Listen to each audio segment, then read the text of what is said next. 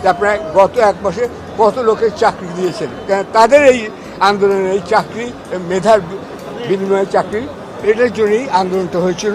কারণ আপনারা জানেন গত আন্দোলন কোনো রাষ্ট্র ভাষা করার জন্য আন্দোলন হয়নি, কাউকে মুক্তি দেওয়ার জন্য আন্দোলন হয়নি, হয়েছে যারা মেরিটোরিয়াস ছেলে পেলে যারা তারা মেরিট নিয়ে তারা চাকরি পাচ্ছে না, তার কারণ চাকরিও নেই। দুটো কারণ, অর্থাৎ মেরিট এবং চাকরি। এই মেরিট এবং চাকরি যাতে ছেলেপেলেদের হয় সেদিকে দেখতে হবে এবং অবিলম্বে খাল সংস্কার, নদী সংস্কার, পুলিশ সংস্কার সব কিছুর মধ্যে ছাত্র যুব সমাজকে জড়িয়ে দিতে হবে।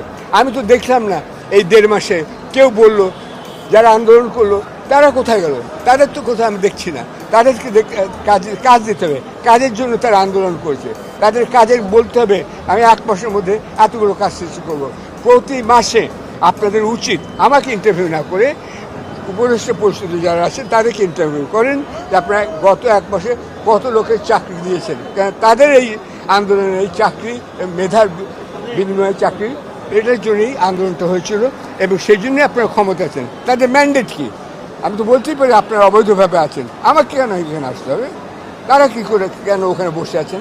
তাদের বলতে হবে হ্যাঁ আমরা আছি যোগ্যতার ভিত্তিতে, আমরা ছেলেপেলে 1000 ছেলেকে এই মাসে চাকরি দিয়েছি, 1000 সাংবাদিককে এই মাসে চাকরি এবং ট্রেনিং দিয়েছি। এইগুলো আপনাকে বলতে হবে।